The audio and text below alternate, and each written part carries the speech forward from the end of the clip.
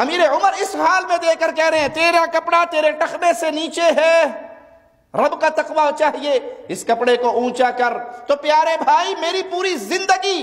امیر عمر کے اس جملے کے سامنے کیا سمجھ آیا مجھے کہ جہاں بھی یہ دیکھو اللہ کے حکموں کی خلاف ورزی ہو رہی، وہ آپ کی بیوی کرے، وہ آپ کی اولاد کرے، وہ آپ کے دوست کریں، وہ آپ کا معاشرہ کرے، وہ آپ کی قوم کرے، وہ آپ کا قبیلہ کرے، وہ کرنے والا کوئی بھی کیوں نہ ہو اس کو محبت سے سمجھائیں، بھائی یہ اللہ کی مخالفت ہے، اس سے باز آ جاؤ۔ نہیں باز آتے میں اپنا راستہ آپ سے جدا کر لوں گا۔ آپ دوستوں میں بیٹھے ہیں، وہاں گانے چل پڑے، فلمیں لگا دی گئی، بے حیائی کی باتیں شروع ہو گئی، غیبتیں اور چغلیاں شروع ہو گئی، بھائی اس سے باز آ جاؤ، یہ حرام کام ہے۔ آپ دیکھ رہے ہو کہ آپ کے دوست وہ مجلس آپ پر غالب آ گئی، آپ کی کوئی نہیں سن رہا، خود اٹھ جاؤ وہاں سے، خود اس مجلس کو چھوڑ دو۔ تو امیر عمر نے اس حال میں بلا کر کہا بیٹا اپنے کپڑے کو بلند کر۔ پھر اپنے بیٹے عبداللہ ابن عمر کو بلاتے ہیں اور پوچھتے ہیں دیکھو مجھ پہ کتنا قرض ہے۔ حساب لگایا جاتا ہے تو 86,000 قرض نکلتا ہے امیر عمر پر۔ وہ مجرم، وہ ظالم، امیر عمر کی شان میں گستاخی کرنے والے، وہ بدنصیب جنہوں نے اپنی عوام کو دھوکہ دیتے ہوئے یہ پٹی پڑھائی کہ یہ تو مال کمانے کے لیے اسلام میں آئے تھے، یہ دنیاوی مفادات کے لیے کلمہ پڑھے تھے۔ آخری وقت بھی امیر عمر پوچھتے ہیں مجھے جو وظیفہ ملتا رہا، جو مجھ پہ قرض ہے وہ کتنا؟ اپنے بیٹے سے کہتے ہیں آل عمر سے کہنا، آل عمر وہ سارا قرض عمر کے اوپر جو ہے وہ اتار دے، اگر وہ نہ اتار سکے تو عدی بن کعب سے کہنا وہ اتار دیں، وہ نہ کر سکے تو پھر قریش سے کہنا قریشی اس قرض کو ادا کر دیں۔ اپنے بیٹے کو بھیج رہے ہیں ایک بہت اہم کام کے لیے، عبداللہ عائشہ کے پاس جاؤ اور عائشہ کو عمر کا سلام کہو۔ عائشہ کو یہ نہ کہنا کہ امیر المؤمنین عمر نے آپ کو سلام کہا ہے، لست امیرا للمؤمنین بعد اليوم، آج کے بعد ہم مومنوں کے امیر نہیں ہیں، اس کو جا کر کہنا تجھے عمر ابن خطاب سلام کہتا ہے۔ اور ڈیمانڈ کیا کرنا؟ جس کے ساتھ میں نے زندگی گزاری، جن کے ساتھ میں سفر اور حضر میں اکٹھا رہا، عائشہ اگر تو اجازت دے تو مرنے کے بعد آج مجھے محمد کے پڑوس میں دفن کیا جائے صلی اللہ علیہ وسلم۔ عبداللہ ابن عمر جاتے ہیں، مومنوں کی ماں رو رہی ہیں، امیر عمر کے اس زخمی ہونے کے غم میں آپ کی آنکھوں سے آنسو گر رہے ہیں، رو رہی ہیں۔ عبداللہ ابن عمر جا کر اپنے بابا کی درخواست پیش کرتے ہیں، عائشہ میرے بابا نے آپ کو سلام کہا ہے اور اجازت مانگی ہے، اگر آپ اجازت دو تو عمر کو محمد صلی اللہ علیہ وسلم کے پڑوس میں دفن کر دیا جائے، اور اگر آپ اجازت نہیں دو گی تو پھر عام قبرستان میں مسلمانوں کے ساتھ دفن کر دیا جائے گا۔ سیدہ نے کہا عبداللہ یہ جگہ تو میں نے اپنے لیے پسند کی تھی، میرے جی میں تھا کہ ایک میرے بابا کی قبر ہے، ایک میرے آقا کی قبر ہے، تیسری میری ہوگی، لیکن میں اپنے اوپر عمر کو فوقیت دیتی ہوں، جاؤ عمر کو میرا سلام کہو اور کہو جو تم نے مانگا تھا وہ عائشہ نے تمہیں دے دیا۔ عبداللہ واپس آتے ہیں، امیر عمر کہتے ہیں مجھے ٹیک لگا کے بٹھاؤ، اپنے بیٹے سے سوال کرتے ہیں خوشخبری لے کر آیا ہے یا بری خبر لایا ہے؟ کیا خوشخبری تھی؟ عمر نے دنیا کے لیے بھیجا تھا، مال و دولت کے لیے بھیجا تھا،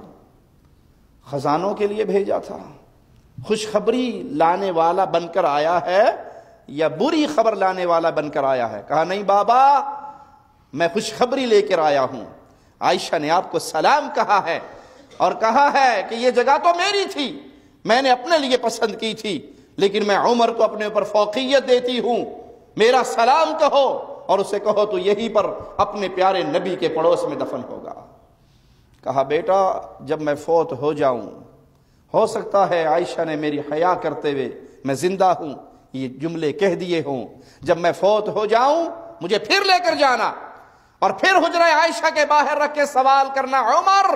اپنے پیاروں کے ساتھ دفن ہونا چاہتا ہے، امیر عمر کی آخری خواہش، امیر عمر کی اس دنیا چھوڑتے ہوئے سب سے بڑی خواہش کیا ہے؟ ان کا ساتھ نصیب ہو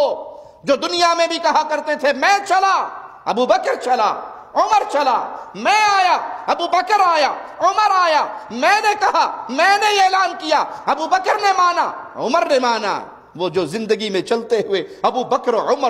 عمر کو نام اپنی زبان پہ رکھا کرتے تھے، آج مرنے کے بعد میں انہی کے پڑوس میں دفن ہونا چاہتا ہوں تاکہ قیامت کے دن جب اٹھائے جائیں تو اللہ کے رسول ہوں، ابو بکر و عمر ان کے ساتھ ہو۔ عبداللہ نے اپنے بابا کی گردن اٹھائی، سر مبارک اٹھایا، اپنی گود میں رکھ لیا۔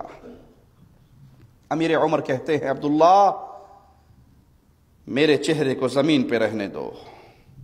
میری گالوں پہ جو لگی ہوئی مٹی ہے اس کو صاف نہ کرو، ہو سکتا ہے اللہ اس حال میں عمر کو دیکھے اور عمر پہ ترس کھا کے معاف کر دے۔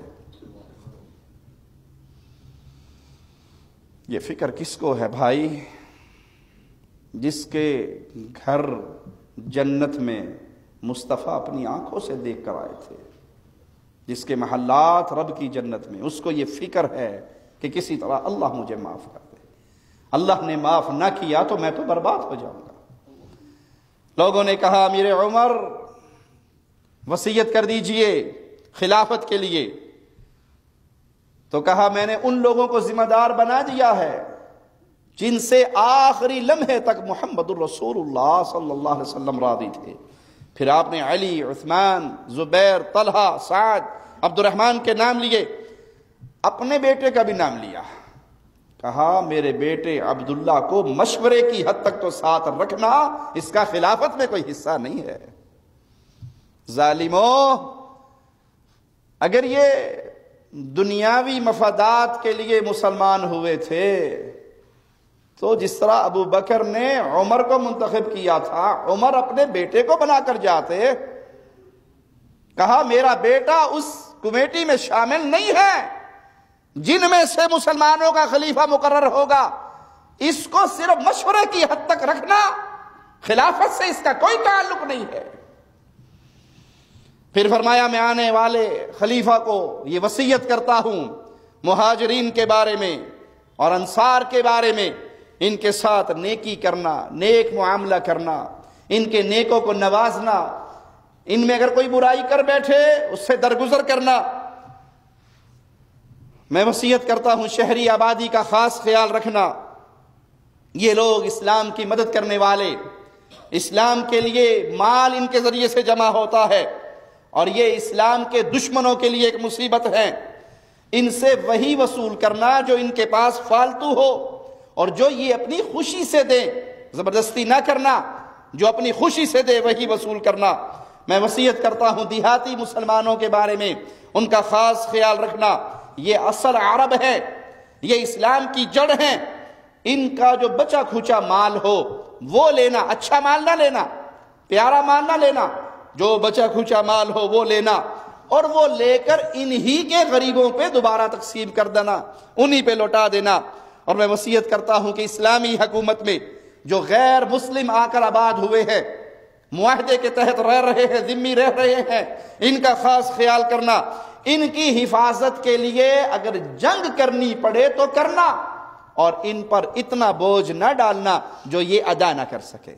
یہ ہیں امیر عمر کی وصیتیں جو آخری لمحات میں امیر عمر کر رہے۔ کن کے بارے میں؟ ان کفار کے بارے میں جو مسلمان حکومت کے تحت آ کر رہتے ہیں، معاہدے کے تحت، ان پر بوجھ نہ ڈالنا، ان کے دفاع کے لیے اگر لڑنا پڑے اسلامی لشکر کو تو لڑائی ضرور کرنا۔ خوارج کا وہ ٹولہ جس نے آج مسلمان ملکوں کے اندر بد امنی کا دورہ کیا ہوا ہے، خون بہانے کو ان کے نزدیک